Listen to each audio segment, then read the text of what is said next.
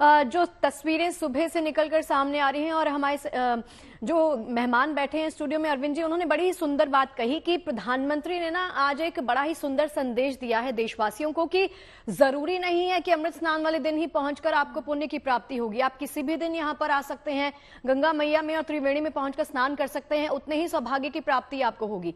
सुबह से जो तस्वीरें सामने आई हैं, एक बार उसके बारे में अगर आप बता सकें और आगे हम फिर बढ़ेंगे। बिल्कुल, देखिए जिस तरह से प्रयागराज संगम पहुंचे हैं और पीएम ने एक संदेश दिया है कि गंगा तो बहुत बड़ी है और ऐसा लोगों के मन में ये आस्था होती है कि संगम के अरैल मतलब जो नोज है वहां पर स्नान करने में ही सारी सुख शांति प्राप्त होती है। तो उन्होंने वो संदेश भी दिया कि आप कहीं भी स्नान करिए और आपके लिए गंगा सर्वमान्य है, मतलब गंगा ही पूजनीय है।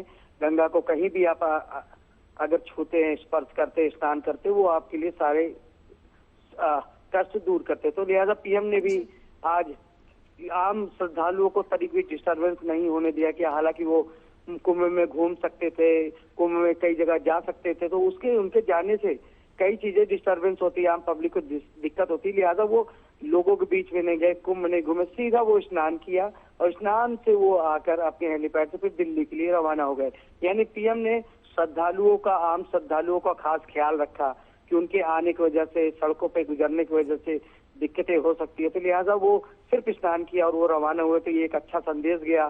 सबसे बड़ा संदेश ये गया, जो लोग कहते हैं कि गंगा में सिर्फ संगम नोज पे पहुंच के स्नान करे, उसकी अलग से प्राप्ति होती है, लेकिन गंगा पूरे 36 किलोमीटर के रेंज में फैला हुआ, कहीं भी स्नान करिए, एक ही मन को शांति मिलती है। लिहाजा उन्होंने भी अपने पूरे स्नान किया है और एक सबसे बड़ी बात जो संदेश देना चाहिए आम श्रद्धालुओं को कि कहीं से भी स्नान करिए, गंगा में डुबकी लगाना ही बहुत बड़ी उतना ही पुण्य मिलेगा। आप कहीं पर भी पहुंचकर गंगा मैया में स्नान कीजिए तो उतने ही पुण्य की आपको प्राप्ति होगी। बड़ी सही बात आनंद आपने कही। आई एम श्योर कि प्रधानमंत्री का ये संदेश जो है वो श्रद्धालुओं तक पहुंच गया होगा।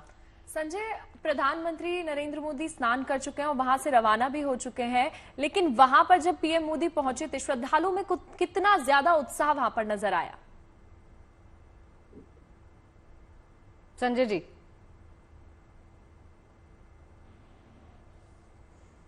संजय जी आवाज आ रही है आपको? हाँ जी, हाँ जी।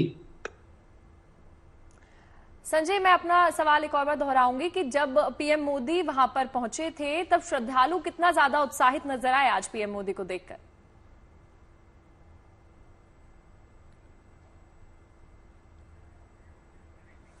चलिए अरविंद जी के पास, अरविंद जी से भी सवाल ले लेते हैं। अरविंद जी, ये जो तस्वीरें हम लगातार सामने देख रहे हैं स्क्रीन पर, मैं चाहूंगी कि इसको एक बार आप एक्सप्लेन कर सकें। जैसे कि प्रधानमंत्री नरेंद्र मोदी ने गंगा मैया को प्रणाम किया है, फूल अर्पित किए हैं, चुनरी चढ़ाई है, ये क्रमवार तरीके से अरविंद जी कैसे आगे बढ़ती है, ये बता दीजिए जरा। ऐसा है कि जब हम स्नान हमने वहां पे कर लिया या कोई भी व्यक्ति जब स्नान कर लेता है तो स्नान के बाद बनता है कि आप अब पूरी तरह से पवित्र हो गए हैं, तो फिर भगवती माँ गंगा का जो है पूजन करते हैं। वही यहाँ पे आदरणीय प्रधानमंत्री जी को जो है, जो विद्वान जो पंडित जी लोग हैं वो उनको करवा रहे हैं कि क्रमशः सबसे पहले उनका जो है शुद्धिकरण करवाना, फिर दूध अर्पित करवाना, फिर इसके बाद जो है दीपदान करवाना, चुंडी चढ़वाना। तो माँ गंगा क्या है, चुंडी क्या है, माँ गंगा जो है क्या है, स्त्रीलिंग है, स्त्री है। देखिए आपको बता दें कि 3 नदी हैं क्या। गंगा जो है हमारी भक्ति की प्रदायिनी है, और यमुना क्या है, कर्म की दात्री है, और सरस्वती क्या है, ज्ञान की दात्री है। गंगा भक्ति, सरस्वती ज्ञान और यमुना कर्म। और जो प्रधानमंत्री जी जिस जगह नहा रहे हैं, तो देखिए एक चीज बता दें आपको कि वह जो क्षेत्र है 12 कोस के अंतर्गत, वहां कोई भी व्यक्ति डुबकी लगा ले वो एक तरह से संगम में ही लगा रहा है। 12 कोस का मतलब 36 किलोमीटर के अंतराल में भी यदि कोई व्यक्ति वहां डुबकी लगा रहा है तो एक तरह से वो संगम का ही फल पा रहा है। और यही संदेश जो है प्रधानमंत्री जी ने वहां पे दिया है कि वो मेन जगह पे ना जाकर के अपना जो है साधारण जगह पे जाकर उन्होंने स्नान किया, ताकि अन्य पब्लिक को किसी प्रकार से कोई डिस्टर्बेंस ना हो। तो ये हर एक व्यक्ति को, जनता को ध्यान रखना चाहिए कि मन में ये ना हो कि नहीं हम त्रिवेणी संगम के जो मेन चिन्ह है वहीं पे स्नान करेंगे तभी हमें लाभ मिलेगा। ये पूजन ऐसे ही है जैसे हम भगवान का पूजन करते हैं, वैसी भगवती माँ गंगा का जो है पूजन प्रधानमंत्री जी कर रहे हैं और वैदिक मंत्रों के द्वारा वहां विद्वान करा रहे हैं।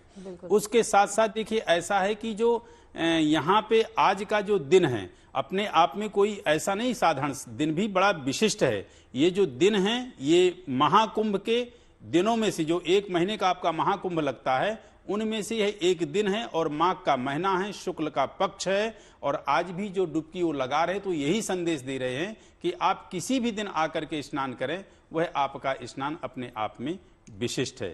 अब रही बात धर्म के विषय में, तो देखिए धर्म एक ऐसा है कि जब तक व्यक्ति धर्म से नहीं जुड़ता है वो उसी प्रकार का है जैसे मान लीजिए खाना आपके पास कई प्रकार का आ जाए, लेकिन यदि नमक नहीं है तो वह खाना आपका जो है व्यंजन बहुत अच्छा नहीं लगेगा, वो स्वाद के हीन हो जाता है।